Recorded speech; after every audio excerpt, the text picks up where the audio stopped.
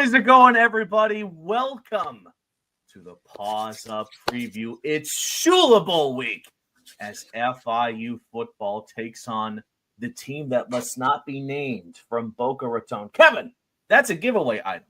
But more importantly, I have something to ask you here, Kevin. It's actually pretty serious. I'm not going to lie here.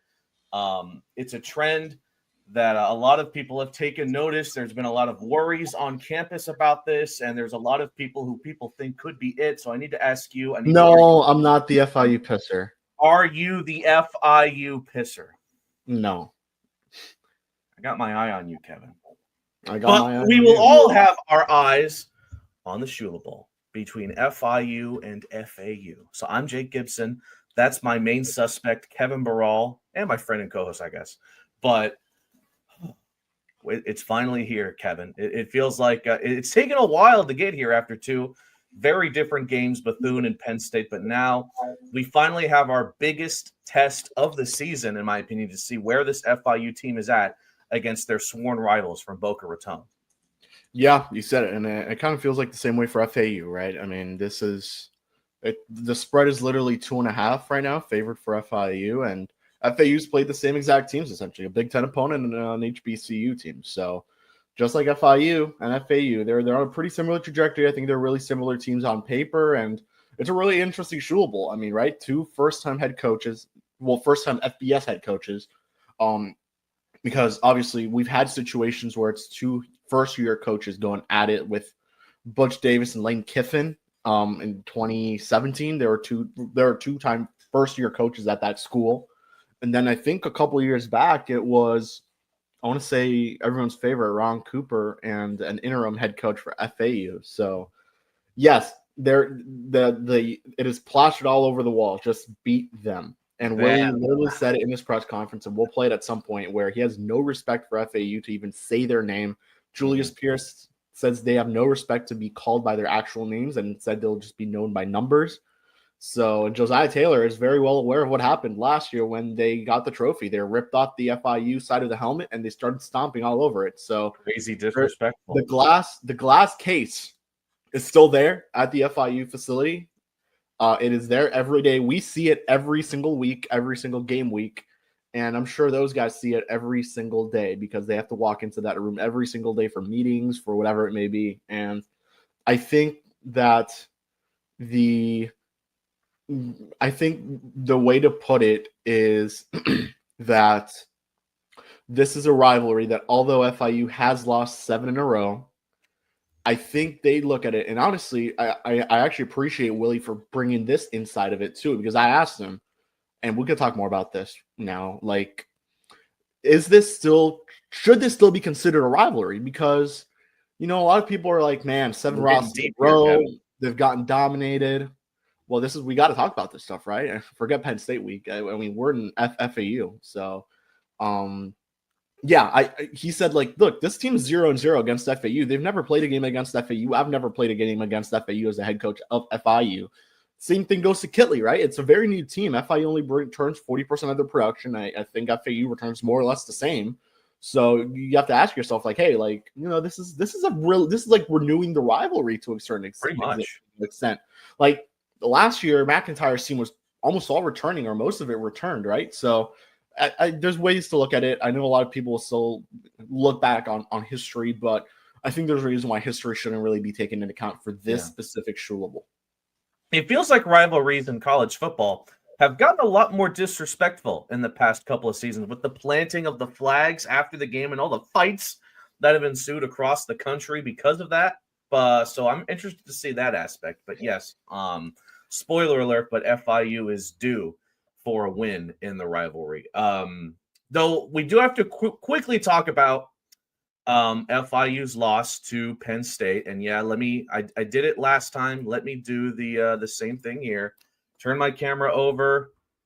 There's the schedule. I got a new marker this time. Unfortunately, that is an L. Come on. There we go. That is an L, unfortunately, against Penn State. But Kevin, all things considered, not the worst L. Not as bad as an L as I thought it could be. So we won't spend too much time talking about Penn State, okay? It is pretty much a Big Ten. It's a Big Ten opponent that has natty aspirations, and all things considered, the Panthers didn't look that bad against them, especially on that defense, Kevin. Yeah, exactly. You said it. I mean, if you went into that game thinking that FIU would be trailing 10-0 at halftime, Then you're a legend. yes, you're a legend, but you're also extremely crazy. So, Yeah. yes, FIU was trailing 10-0 at the half. I mean, look, guys, Penn State kept their starters in up until the very end of that game, right? I mean, Drew Allard, it was the final drive of the game that they ended up going with Drew Allard. At that point, FIU also went with Joe Pizanski there. And that's unfortunate where the fumble came in and all that stuff. So, overall, tough game, but you really appreciate the effort and you really think like, hey, man, this defense really held up with the number 2 team in the country. Even Willie Simmons said it like, man, we kept up. We had them on the ropes. Like they had the 2 fourth down turnovers. They sacked Drew Allard twice. They forced Penn State to punt for the first time this season. You have to tell yourself like, man, like that's some good stuff, man. Like you have to be really proud of the way that team played. And it makes you feel so much better and more confident going into the Shula Bowl than if they would have gotten blown out 60-something to like 5 or 7, like, well, they could have been a safety and a field goal. But yes, yeah, there you go. Yeah, still, like you feel so much better and so much confident about what this team could do going into this rivalry week. So I'm proud of the way the guys played. They deserve the good media, I guess, the good PR that they've received, because then on the other side, you're looking at Penn State and a lot of people are like, whoa, like what the heck? Like, yeah, you just blew the brakes out of Nevada, which wasn't a great performance. But you go into this FIU game and you made Drew Allard not look like the number 1 overall pick. You made those 2 running backs really have to work for those touchdowns that they did end up getting. So, yeah, credit to FIU's defense, man. They put up one hell of a game. Johnny Chaney Jr. continues to perform and continues to look awesome for this FIU team. He's the 8th ranked linebacker in the country right now. He had the forced fumble in the first game against Bethune. I believe he had a sack against Penn State. So, and he led the team with 8 total tackles, or 9 total tackles, something along those lines. Like he's been good, and he's amongst the top. He leads the team in total tackles. He's amongst the top total tacklers, I guess, in Conference USA. And he's going to have a good chance to really put up those numbers again. And I see a world where he finishes with 100 total tackles. And if FIU does win, I mean, he should be a big reason why that's the case. The FIU defense played so good in the first half against Penn State that it really makes me feel confident that this defense can run the table against every other offense they're set to take on this season, including the UConn game, including some of the best teams in CUSA like Western, Liberty, and Jack State. If they can do that well against a team that are one of the favorites to win the whole damn thing, then I'm really interested to see how they can perform against admittedly weaker teams in the CUSA slate as far as offenses go. Now, speaking of offenses, Kevin, this will be the last thing we'll talk about regarding the Penn State game. But what did you notice for them? What really didn't click for them, and how easy do you think it'll be to fix those things when you move on from the number 2 ranked team in the nation to FAU? Yeah, FIU's offense just really didn't get it going, honestly. I mean, they got to points where, man, like this offense was rolling down the field. You get to the red zone, and unfortunately, just things don't go your way. Key1 with the interception to the defensive lineman. Yeah, like it's tough, right? I mean, and honestly, Key1, it's been an interesting ride for him so far through 2 games. Still no passing touchdowns, and just over 100 yards passing in those 2 games. Like, I'm not going to say I'm disappointed, but maybe a little bit. Like, I'm not to the point where I'm concerned yet. I think that's the fair way to put it. Like, I didn't ask Willie if he was concerned. I just asked him his overall thoughts, because you still got to give it at least 2 more games against opponents that, fall more into the bucket of FIU, right? Yeah. FAU, that really similar to them in paper. Delaware, who FIU should be clearly better than. But, Delaware put up a decent fight against Colorado. So, talk about that later. I think, yeah, we'll talk about that later. Yeah. Yeah, we will. And, yeah, so I'm not concerned yet with Key1, but I'm certainly disappointed. And I don't know how much of it's just like, damn, like you don't have Eric Rivers, you don't have Chris Mitchell, like you don't have that main guy who you're like, I'm going to get the ball to you and I'm going to make things work. Like this is certainly a different looking offense. It's certainly different looking. Like you're not going to have your main receiver, like for example, like it's not going to be Alex Perry getting every catch for a ton of yards, and he's not going to break the FIU receiving record. Like you're going to have multiple guys who are going to rack up 300, 400, maybe even 500 yards. Maybe you'll get to that one receiver who's 600-yard receiver, or even 700. And you're going to spread the ball around in that offense. Like FIU went to Dallas Payne quite a bit in the first half of that game, got it to Cal McNeil, who dropped a potential touchdown pass or a really good play. Yeah. So, yeah, FIU had their moments. JoJo Stone with a nice reception. So he's still continuously spreading the ball around. And you know what? That's a good thing because I don't think FIU had great depth at the wide receiver position last year. I mean, you had Rivers and Patterson, and after that, Juju Lewis got hurt, Nazavai Burris got hurt. Really didn't have much, right? So you come into this situation now with a guy like Perry, Stone, even McGuire Anderson, who's getting a ton of first-team reps. Dallas Payne at the tight end position, now getting more usage compared to what we've seen in years past with the tight ends. Eric Nelson, too, yeah. Eric Nelson, yeah, exactly. So there's a lot of guys that are getting a lot of opportunity. And then you have to look at the running game. Like, the running game has been awesome. Like, through the first 2 games of the season, Jake, last year we thought we had a lot of high hopes for this running back room with Flex, Shamari, and KJ. This room is so much better, first of all, and last year's room disappointed. And it was a very disappointing season. They weren't able to really run the ball all that much. And definitely was one of the worst rushing offenses in Conference USA. Right now they rank 3rd through just 2 games, obviously. Keyshawn Owens, number 2 in Conference USA in rushing yards. He ties for 2 rushing touchdowns. He's over 1,000 career yards. So officially, you got to be excited. Yes, officially. You got to be excited for that, right? I mean, you got to tell yourself, like, all right, you have a good opportunity against an FAU team that, who knows? They weren't a great defense last year. Everything indicates that they're a lot better this year, hopefully, for them, not hopefully for us. But yes, I think FIU is, if they run the ball well, I think they're going to be able to open up the passing game so much more than they did before. Yeah, having a running game that scares the defenses definitely makes it so that you can do pretty much wherever you want through the air. It's interesting. FIU had become 1,000-yard receiver university, but it looks like that's probably more than likely not going to be the case the way they sling the ball around to pretty much anybody that wants to take a shot at it so far. So that's it for the Penn State game. Well, okay, one last thing here to talk about, and it's about a specific player, Kevin, being Josiah Taylor. I think Josiah, obviously, I've been very high on him. He played as a true freshman a lot on special teams last year. He had the block punt against UTEP. So FIU had 2 block punts, by the way, last year. They had the Louis Maurice one against FAU, and then you had the one against UTEP. So I don't know if FIU led the country in punt blocks or led CUSA in punt blocks, but that's still a pretty cool stat. And they had the blocked field goal against Penn State too. Shout out Josiah McGrew. Josiah Taylor against in front of 100,000 people. That crowd was just over 100,000. Stadium pulse was rocking. Yeah, according to Stop Broadcast. So yes, Josiah Taylor, I'm very high on him. I've been high on him for quite a bit. He's a guy who even Willie was like, this is going to be the best linebacker we have in maybe a year, right? Like, this is just a sophomore. He's got 2 more years to go.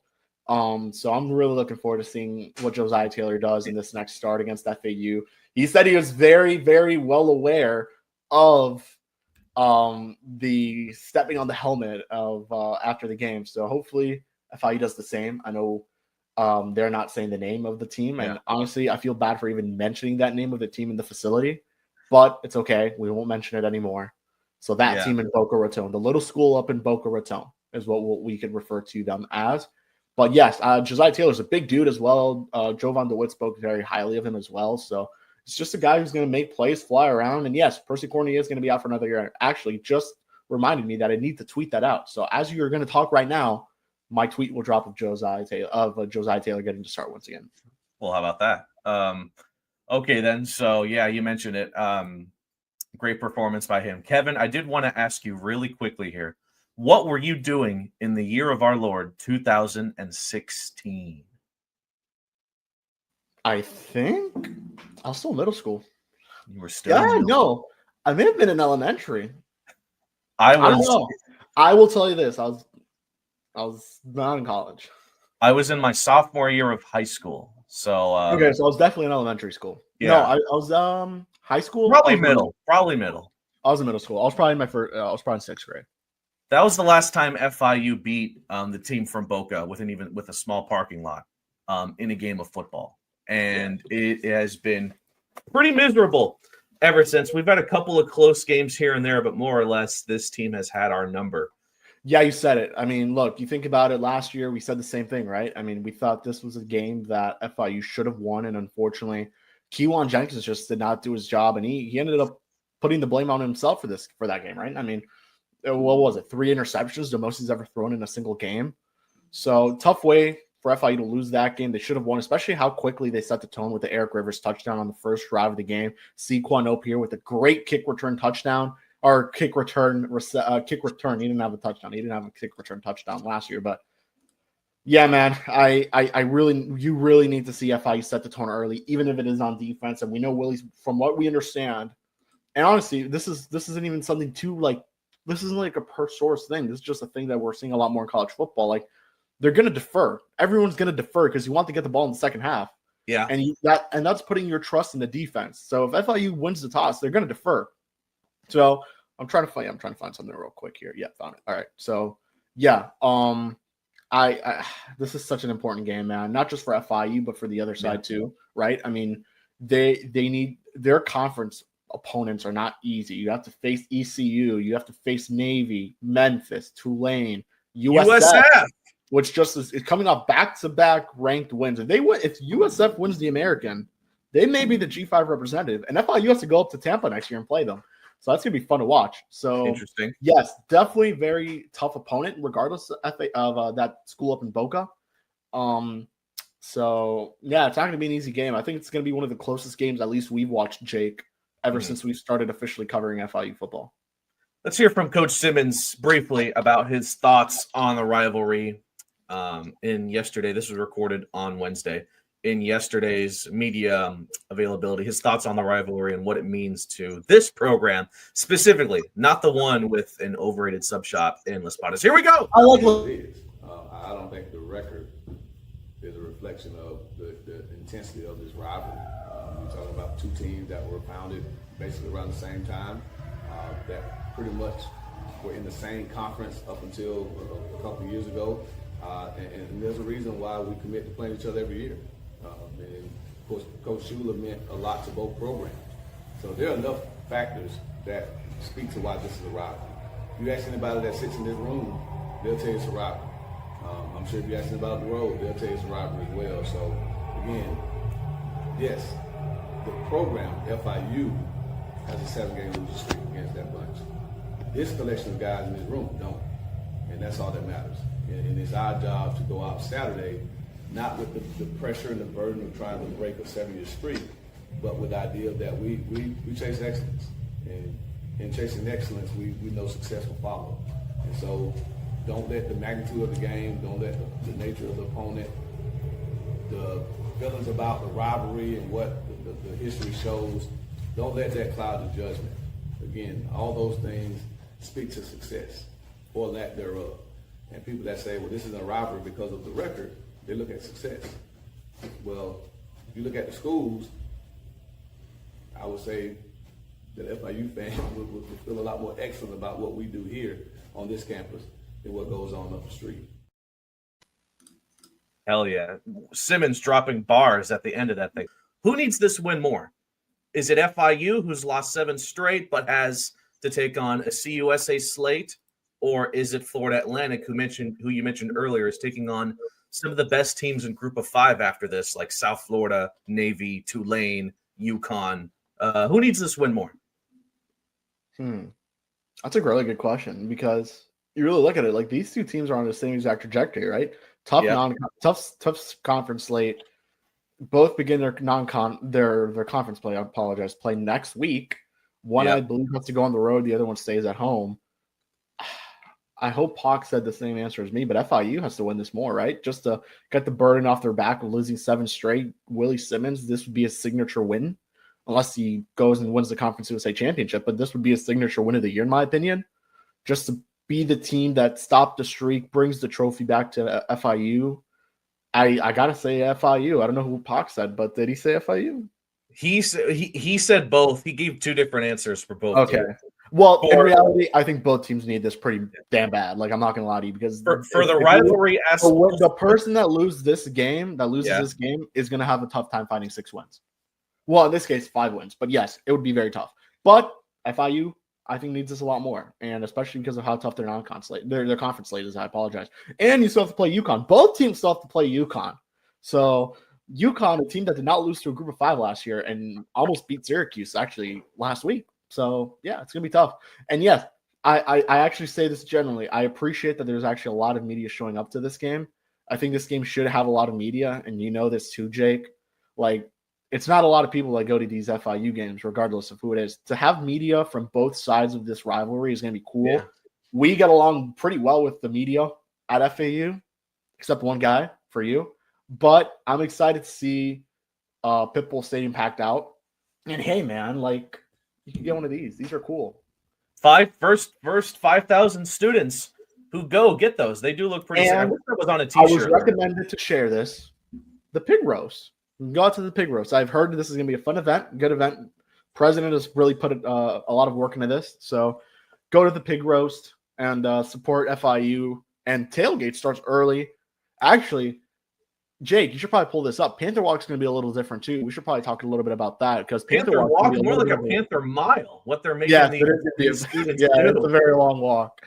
But yes, we should definitely show it off because we want to be prepared for this game, for what's going on the field. I think it's only right as the Positive Podcast and the two that, do this on a weekly basis to give you guys the information on what's going on off the field. But yes, there you go. Pig roast is happening right in front of Tamiami. So right behind. All right, so that's going on right behind the like where 112 parks and stuff. Yes, right behind the Tamiami building. Yeah. And then the student tailgate's a lot further this year. Holy crap.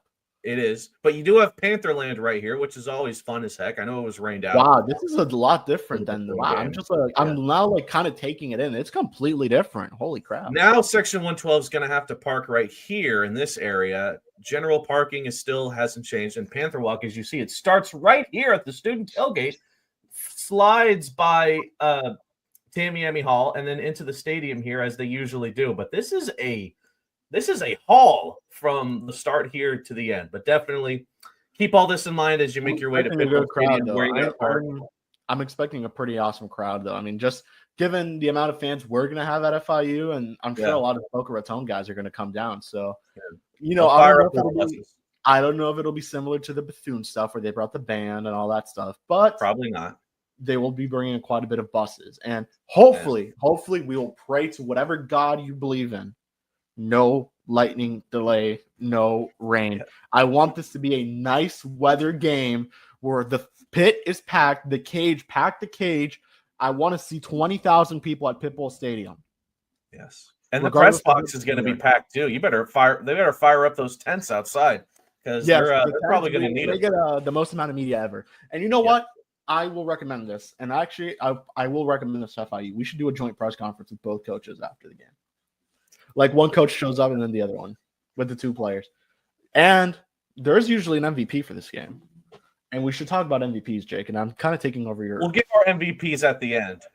Yes. No. The true MVP of the 2010 Shula Bowl. The GOAT. T.Y. Hilton. T.Y. Hilton, who's getting inducted into the FIU Hall of Fame on Friday. Shout out to him. My understanding is that he will not be at the game on Friday. But he will... On Saturday, I apologize. But he will be at the event on Friday, the banquet. I will be there for, I guess, us. Yeah. And we have to just mention real quick, because I think this will be mentioned in the game notes because I provided this. 24 receptions for 324 yards and 2 touchdowns. He was the 2010 MVP of the Shula Bowl. He did win the 2011 Shula Bowl with FIU.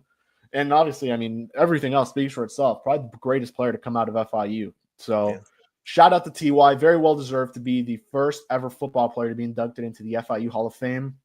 And let's go, right? Like, this is awesome. Like, this is something that FIU is bringing back. They're doing it every year.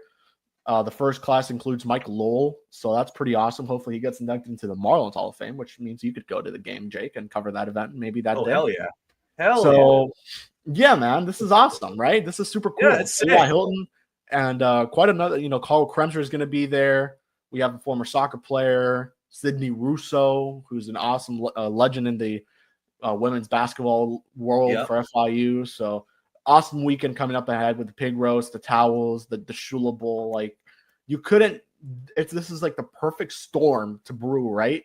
For this game. Do not say the S word in relation to perfect time. And this is the first time this game is back here at FIU since 2022, which we know what happened last time. Hopefully that's not the case this time around, because it was also one of the most hyped up Shula Bowls in recent memory. Yep. Let's hear from our guest now, the double agent himself, Brandyn Pokrass, who is covering FIU, FAU, USF, and maybe some other team we're unaware of. And he's a baseball legend at the college he went to. On top of everything, he gave some great insight on the matchup, the rivalry. So let's hear from Brandyn Pokrass right about now. And welcome, everybody, to the midway point of the Paws preview. We hope you've enjoyed our preview thus far. And unfortunately, now it's time to talk about Florida Atlantic, give you some insight on the Owls. So who better to bring on than the double agent himself, Mr. Brandyn Pokrass, the East Coast executive correspondent for League Winners, also a Florham Devils baseball legend. How you doing, Pac? I want to go as far as saying legend. You know, I was on the team, didn't have a chance to play too much, but I'm doing great. Wouldn't exactly consider the double agent moniker accurate, but you know what? It's your show, so I'm going to let it rock. Ready to talk some football. Well, Pac does know ball when it comes to both FIU and FAU, and some USF as well here and there. You were at the Swamp for the game winner there. That must have been a hell of an experience. Yeah, you know, covering a game like that, it was my first time in SEC environment period. Like I hadn't attended a game in that type of environment. I hadn't covered a game in that environment. You know, I've covered NFL games, but that's just something different. The pregame is different, in stadium is different. And the thing I'll say is this: that the stadium pulse feature is real. Yes, because it's one thing to like be in the press box and feel the entire stadium shaking on a third down. Right. As everyone's yelling at the top of their lungs. I couldn't even imagine being on the field and what that's like. Without a doubt. But getting a little distracted here. We got to talk about Florida Atlantic, the Owls of Boca Raton, who is under the leadership of Zach Kittley. Just talk about what you thought about the hire initially and how it's all come together in spring practice and fall practice to now with a 1-1 record. Just talk a bit about your thoughts on Kittley thus far and how much he still has to go. Yeah, I mean, this was always going to be a process, right? If you followed the FAU last year, you knew it was going to be a process no matter who they hired. And I really like and was really a fan of the Kittley hire and still am, because I feel like it brings a very uniqueness to FAU, right? They're not trying to be like everyone else. They're running a very unique scheme. They have the youngest head coach in FBS, right? They want to do some different stuff on the defensive side of the ball. Like there's a lot of really interesting stuff that can separate FAU from the rest of what college football is trying to do and the rest of the American Conference, right? What they're trying to do, different teams. I mean, I think you see a pattern between that with some of these teams that had the vacancies. I mean, look at Temple with Casey Keeler and what he's done through 2 games there. Look at Scott Abel at Rice and the unique offense he's brought to the table, right? Like especially in this era of college football, you need to do something to separate yourself from the pack, especially in NIL era, especially when, you know, roster turnover is a feature instead of a bug, right? You need to have a guy there that keeps things stable. And I think Kittley, specifically on the offensive side of the ball, is very good at adapting with his scheme and making sure he does different things based on his personnel to where even if you have a mass exodus again because you have a great season or you have a lot of guys leave for whatever reason, you're still able to have that offensive success as a baseline. And then that's where some of the defensive questions come into play. Now we flip to the regular season. You know, that week 1 game against Maryland, I think there was a lot of high expectations from the FAU side of things. And look, as a matter of fact, they underachieved. You know, obviously you're facing a Big Ten opponent, right? You're facing Maryland, but Maryland isn't like the top of the top in the Big Ten. Right. It's not like they're not setting the tone in the Big Ten. Very underrated roster. And I want to emphasize that very underrated roster, starting obviously with the quarterback, Malik Washington, but they had size all over that defense, size all over that offensive line. You didn't have the best game from the quarterback in Caden Velkamp. You didn't have the best game from the run game. You didn't have the best game from the receivers. But the defense showed a lot. So it was very unique, right? Like you have the secondary battling early on, and because, you know, by nature of a P4 defensive line versus a group of 5 offensive line, you have some of those mismatches and the quarterback's under fire. And look, I don't care who's playing quarterback, whether it's Tom Brady or whether it's Velkamp or anywhere in between. If you're getting pressured on a consistent basis a lot, you're going to be more prone to making mistakes. Now we flip over. Now we flip over to the Bethune-Cookman game week 2. Now you see what this offense can look like. If you look at Velkamp's stat line, he had 4 touchdown passes. He had 299 yards passing. He looked very, very good. This wide receiver room looked very good. The run game was getting more things going. The scheme looked so much better. And then that defense carried over what they showed in the beginning of week 1 into week 2. So it's on the up and up, but it's one of those things where you don't really know yet. And it's still so early in the season because you have, and it's very similar, as we'll probably touch on with the FIU, you have the game against the FCS opponent and you have a game against a Big Ten team. Right. So you're not going to know the full story based off those games. And how could you? This is a new roster team that is, feeling things out and trying to get their feet underneath them. Yeah, without a doubt. You mentioned Maryland, definitely not the cream of the crop of the Big Ten, but still a Big Ten caliber opponent, and then Florida A&M, the FCS school. Did those games kind of meet your expectations of how the Owls would perform, kind of getting shut out by, not shut out, but for most of the game, continuous errors made by Velkamp and that offense, and then they turn around to Florida A&M and kind of wipe the floor with them? Is that kind of what you expected leading up to the season, or was there even parts of either game that kind of shocked you? I was shocked with the offense in week 1. And it's not like, and I want to make this clear, right? As someone that, has covered multiple teams this season, you can't make your final evaluations in week 1, but you can acknowledge what happened. Nuance, it's a word that's lost nowadays. The offense wasn't where I expected it to be in week 1, because I expected that part of the ball to be a bit ahead of the defense, simply because of the coaching and what he's done, what Kitley has done in the past with his scheme, and what he's done for different quarterbacks and different offenses. And I guess I didn't really consider the fact, and I probably should have, looking back at it with hindsight, offenses always start slow, no matter what level of football. Only like your elite of the elite of the elite, like the best teams in the world, usually start on that hot note. And even then, look at an Ohio State, right? They're still starting a bit slow because they have a new quarterback, a bit of a new scheme. Like, it happens to everyone. But I was a bit concerned with the accuracy. I was a bit concerned with the decision-making from Velkamp in that week 1 start. Week 2 looked exactly the way you want it to look. He's fitting passes in windows that many quarterbacks can. He's moving around the pocket very well. He's showing very nice athleticism.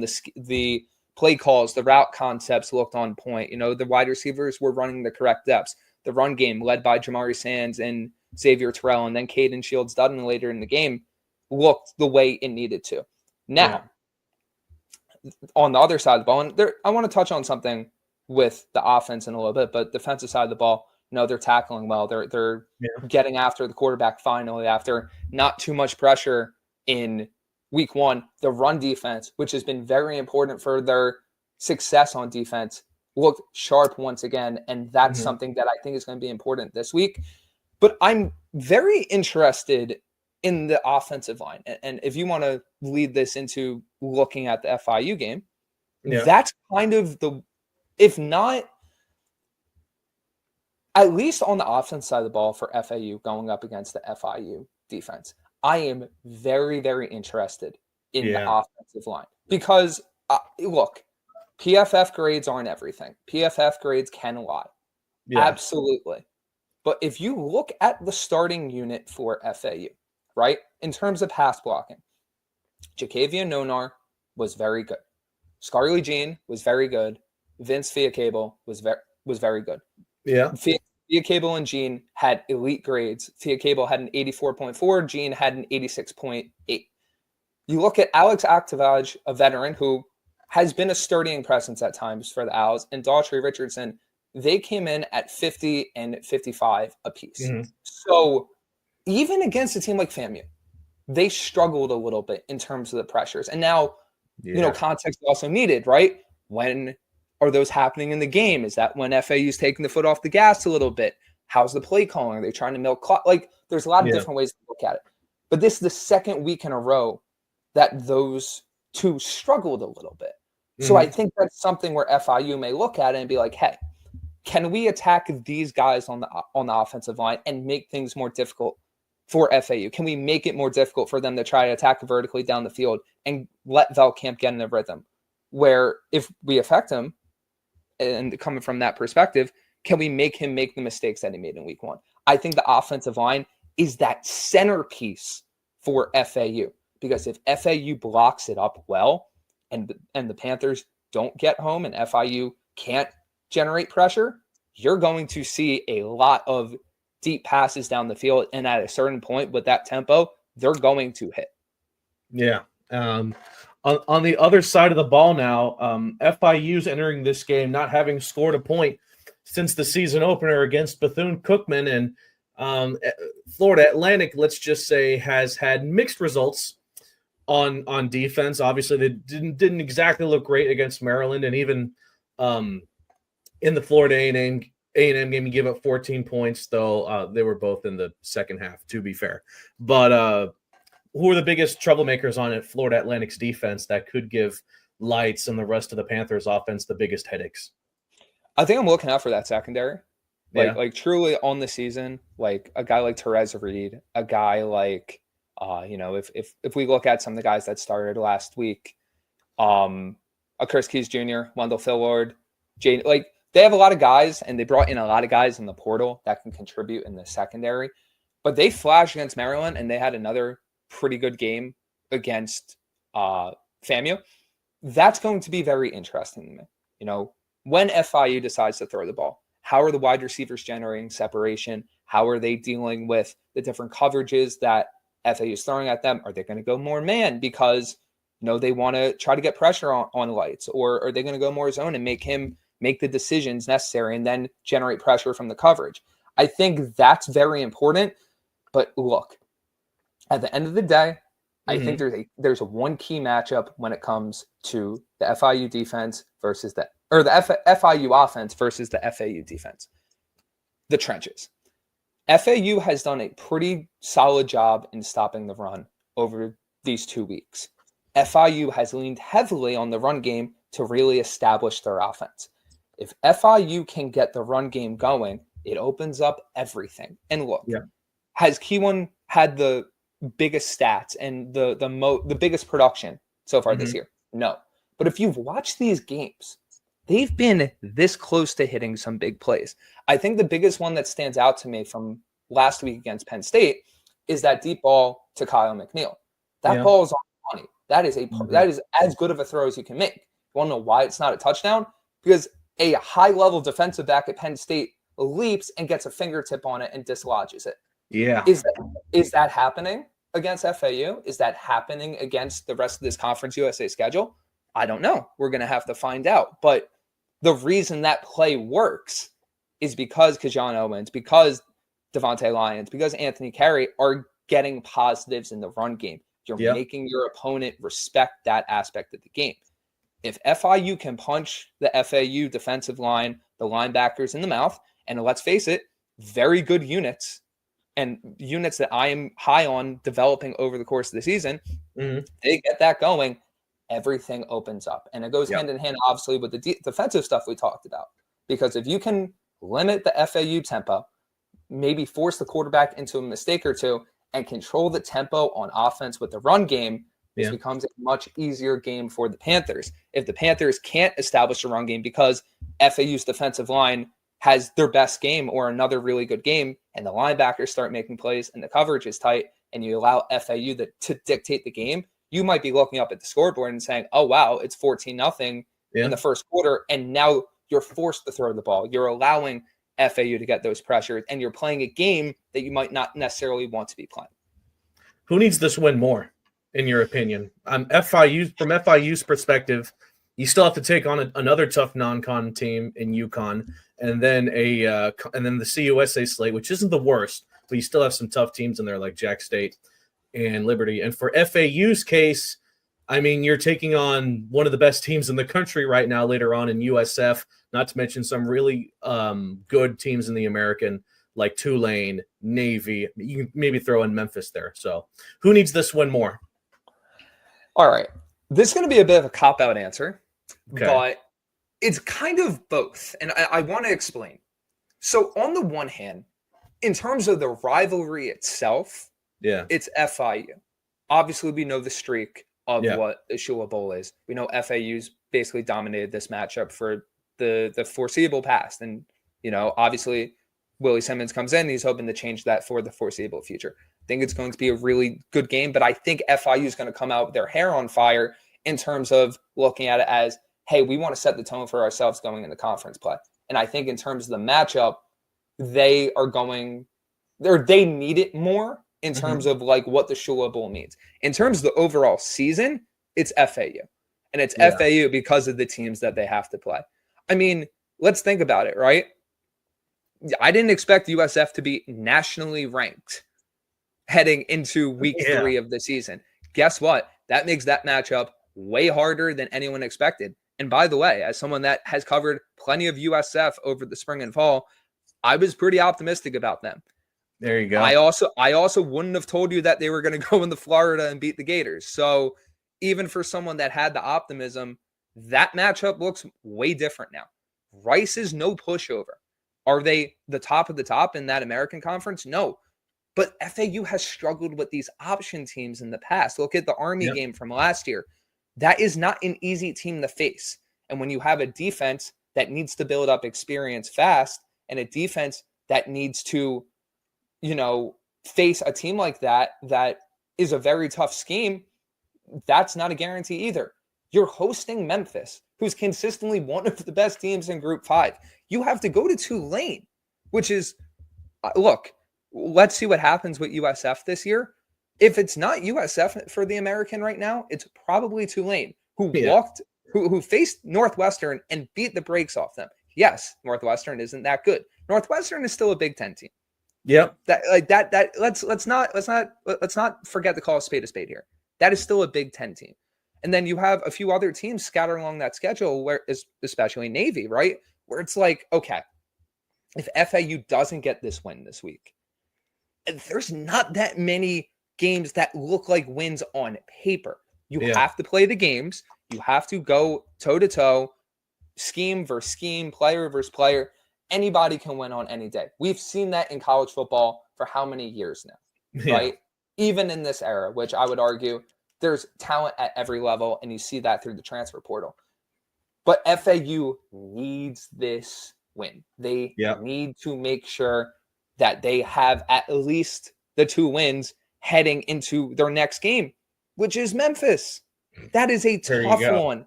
You have to hit. Look, let's just keep it simple to wrap this part up. You have to hit the ground running if you're FAU heading into conference play. Yeah. Because if you lose this game, if you're the Owls and you now have to face Memphis, now your season's on the line in terms of bowl eligibility. Real quick here, as we start to wrap up here, who do you just rapid fire? Who do you give the edge to on offense? Who do you give the edge to on defense? And who do you think is ultimately going to win this game? Can't wait to, have zero controversy from these comments at all. But looking at it from offense, I'm going to give a little bit of an edge to FAU. Mm-hmm. I think it's way closer than people think, especially considering the stats. But you saw the proof of concept of what the passing game looked like. I think their run game's a little underrated. I just think that right at this moment, they have the ability to hit a few more big plays than FIU does at the moment. But on the flip side, I'm giving the edge on defense to FIU. I mean, this is a team that held Penn State to 10 points in a half.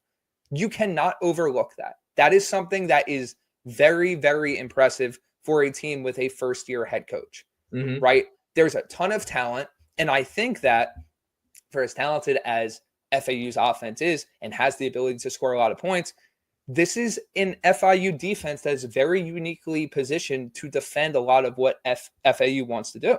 They have a very athletic and very talented secondary. Their linebackers have shown the ability to fly around the field and close gaps that may create explosives with other players on the field.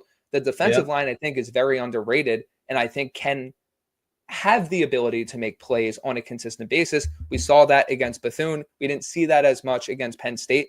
I mean, considering the circumstances, I'm not surprised. Yeah. I think we may start to see that again against FAU.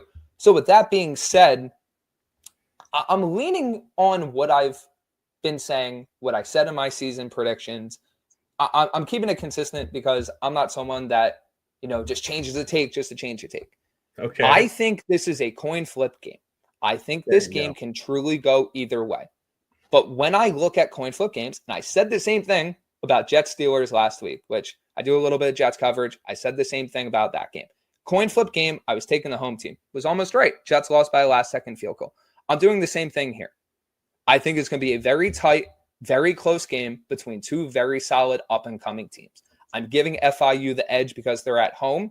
I think their defense is going to make a big-time play or two that's going to swing this game. That's really what it comes down to for me. Brandyn, you're a scholar, and thank you so much for spending some time with me today. For all of you watching, be sure to follow Brandyn Pokrass on all social media platforms, for X specifically at BPOC24, and make sure to follow his content, not just for FIU, but for Florida Atlantic and a bit of USF here and there. Jets, not so much. I'm just kidding. But Brandyn, thank you so much for stopping by, my man. I appreciate having me on. Thank you. All righty. Now let's continue here on the Paws Up preview as Kevin and I take a look around Conference USA, make some predictions, and game picks for the Shula Bowl. All righty. That was Brandyn Pokrass. Be sure to follow his work on social media, not just the Florida Atlantic perspective, but the FIU perspective as well. He always does good stuff. We always see him at media availability and at the games over at the fabulous FIU press box. He's a goat. He's a goat. Hopefully makes it out to the game. I know he's going to USF Miami, but maybe he makes it out at some point. It is time to take a look around Conference USA, checking in on our foes. And Kevin, spoiler alert, this was a rough week for both of us pick-wise, but we'll get to that. All right, so Penn State shut out FIU. Indiana almost did the same thing to Kennesaw State, but the Owls at least got 9 points, Kevin. Yeah, I mean, not much, right? Yeah. You can't say much. A big surprise. Really good team. Indiana's a really good team. Yeah. Jack State takes down Liberty. I was all in on the Flames winning this, but the Gamecocks looked really good on offense. Like they look like how they did last season, which is scary. Yeah, I mean, Gavin Wimsatt, you have Cam Cook. That's a really good team, man. I don't know why out of them ever. Maybe, I don't know. Maybe Liberty just isn't as good as of a team as we may have thought they were going to be this year, right? So who knows? I think maybe. It's also pretty cool that we get like one conference game a week. I'm guessing next week our game will be featured on the roundtable. We have one as well. Yep. I think our game will be featured on the roundtable next week. Yes, it will. It will. So let's go. Spoiler alert, but yes. Yeah. But yeah, right. And then, we'll move on because we have to hurry up. We have a couple of power conference teams beating CUSA opponents. Colorado takes down Delaware. Wisconsin downs Middle Tennessee. Nothing too crazy there. Like you said, Delaware kept it close for a little bit. Colorado pulled away. Great. So did MTSU. I think the best game was, and shout out to them, Missouri State getting their first FBS win against Marshall. They somehow got a win in one of the toughest non-con slates I've ever seen. So good on Missouri State. It was a close game, but they got it done over Marshall. Good for them, man. Very well deserved. Finally get that FBS win early on too. Don't have to wait as long as Kennesaw did, but hey, did they? I don't know. But this was at Marshall, right? Yeah, it was. Yes, this was in Huntington. It would have been pretty damn cool if it was at Missouri State. But hey, man, they have a tough. Yeah, maybe they could win their next game at Missouri State. Hey, that would be a field rush too, right there. It sure would. How much does a field rush fine cost in CUSA? How much do you think it would cost that? Like right now, FIU wins the Shula Bowl, rush in the field. How much would it cost? Probably $50,000. But dude, Mississippi State, shout out Coach Mack, was fined $500,000. I saw that. Oh, that's insane. God. But that's SEC. FSU was also fined quite a bit. Yeah, but I'm gonna ask Scott Carr when I see him on Saturday. That would be. That's actually a good question to ask him. Anyway, we need to promote rush to field. Toledo takes down Western Kentucky in another instance where the MAC outshines Conference USA, which is never great to see, but it happens again. There's a lot of good MAC teams this season, Kevin. There's more. There might be more good than bad in the MAC for once, and Toledo is up there with being one of the best. Yeah, that was a tough game, right? Because I mean, Toledo was just blowing the brakes out of Western. So Yeah, tough one there. Unfortunately, I chose Western again. Hence, not a very good week for both of us. But yeah. we've got a time to bounce back. Kevin, I kind of clowned you for starting Louisiana Tech's defense against LSU, but ultimately not that bad of a decision. The Tigers get the win in the real Death Valley, but not as impressive as I thought it was going to be for LSU. Yeah, just now looking at the score, we're like, wow, good for La Tech, right? Keeping it somewhat close against LSU. So good for them. Hey, I mean, La Tech is always going to be known to have a very good defense. They did bring, I believe, a Chuco quarterback too. So let's see what happens there. And FIU will only ever face La Tech if It's a they get in the CUSA CUSA championship game, or who knows, maybe a bowl game. Yeah. New Mexico State takes down Tulsa. All right. Nothing too crazy right there. Good for David Yost. Yeah, Yost gets the dub. UTEP blows out UT Martin. Thank goodness they avoid the fraud allegations. Scotty Walden roars on as they down the team that could have done it. Yep. Good job, Malachi Nelson. Shout out Adrian Baradas. Yep. Now, I know we were all awake to watch this game, but Hawaii takes down Sam Houston. And the Mountain West Network, too. Yeah, huh? what has been a disaster start for the season. Yeah, man. Sam Houston. I'm sorry, Sam Houston, but y'all suck. Sorry. There's nothing we can do about it except maybe laugh a little. But while we still can, because we're going to have to go there at the end of the season. So, alrighty, it is time to take a look at the Week 3 slate. We have 9 matchups on tap. There are 2 teams that are not playing this week, being Sam Houston and Western Kentucky, which makes sense. They played in week 0, so they get an early bye week. Pretty awesome game. Yeah, we have some great contests. Starting off with a Northeastern Classic, a New England battle between UConn and Delaware. That's going to be at 3:00. Ooh, UConn better watch out. Give me UConn. I am taking UConn, but watch out for Delaware. I mean, would they storm the field for that? Probably. That would be their first. That's their first FBS one. Yeah, of course they will. Well, they did beat Delaware State, but that was FCS. But that's FCS, exactly. Yeah. So I want to ask you something. I'm curious about this. Obviously, Willie and Zach Kittley both had their first ones against FCS teams. It's their first one as the head coach of the team. Do you count? Should that be counted like as a real, true first win? Do you think so? Or the winner who, if you win your first game against an FBS opponent, should you get the real Gatorade shower, the celebration? Like, I feel like that's more memorable than beating Cookman or FAMU, I would say, in my opinion. Now, I'm not taking away what Willie and Zach Kittley did their games. Very well played games.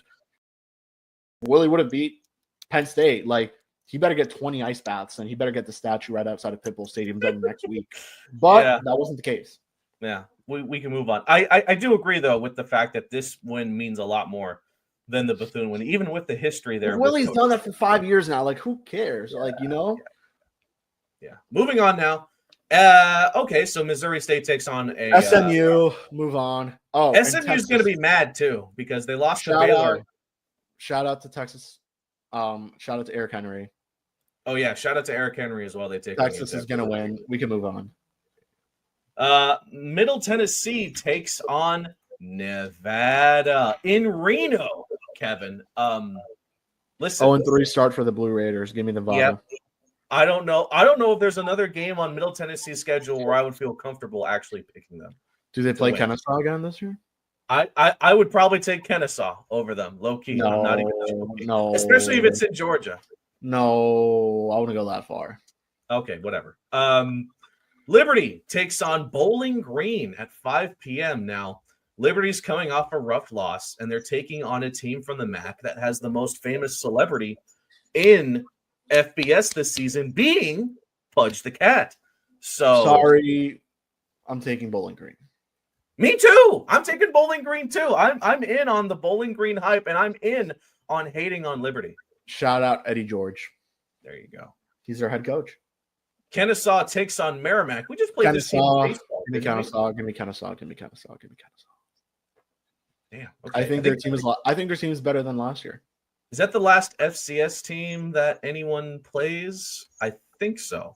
Probably, right? Actually, no. literally. Okay, yeah. They Jack State takes on Murray State, and Jeez. Missouri State takes on UT Martin again. So what do I know?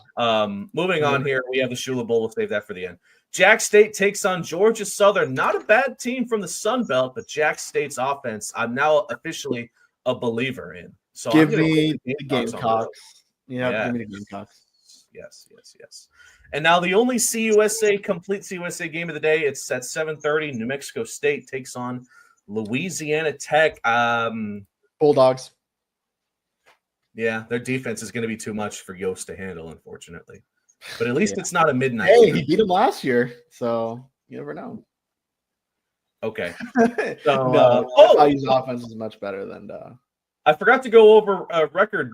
How we did last week. I went 8-3.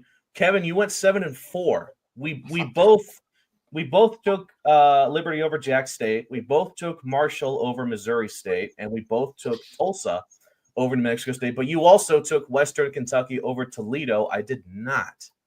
Okay. So we move on. Records, I have a 19-4 record. Kevin, you're at 17-6.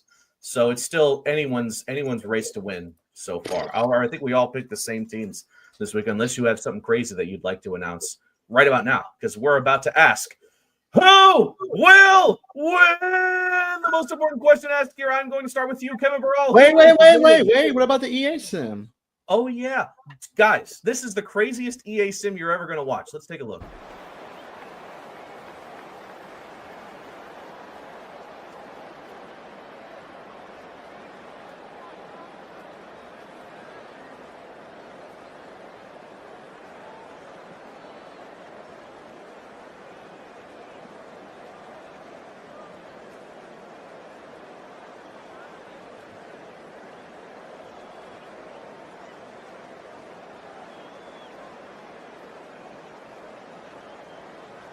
I know how to sum up this game succinctly. That was fun, and what a victory to remember. Fun for them, fun for us, just the back and forth, games that are so nip and tuck, and you know every play matters so much. These are the games that we love to call. Yeah, every play matters, David, and that's why coaching staffs practice. They did Keegan so dirty. What the heck? That is the craziest simulation I have ever seen. That was what the heck did they do to Keegan? He's bald. I know.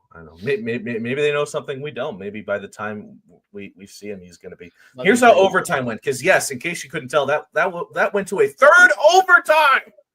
Both teams scored field goals. Overtime 1 and overtime 2. Both teams got a touchdown. It was Owens for FIU, but they failed to convert the mandatory 2-point attempts in double overtime.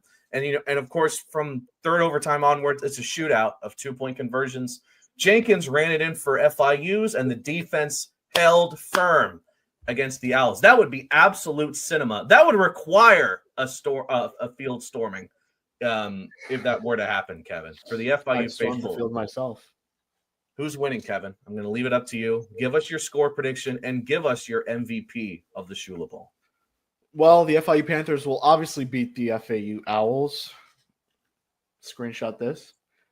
And FIU will win by a final score 34-31. And the Shula Bowl MVP will be none other than Keyshawn Owens. Keyshawn Owens. My gosh. Well, you know what? Who better to have a big game in the Shula Bowl than Keyshawn Jenkins? Because he does not have a passing touchdown yet this season. And I think this is going to be his opportunity to change things. I am saying that FIU is going to win by a final score of 28-14. It's not going to be super high scoring. The defenses are going to come out swinging, as I think they probably should. But I think Keyshawn's going to get 2 passing touchdowns in this game. He is going to be your Shula Bowl MVP. He gets 2 passing touchdowns and then 1 on the ground. He is going to be the MVP. I know it's probably kind of a chalk pick, but I feel good about Lights and what he can do. Any final thoughts? What's the what's the Selly going to be if FIU can pull this off? Okay, well, yeah. I okay. Well, All right, I'll wrap it up for us. Thank you guys so much for watching, and I'll give you the pods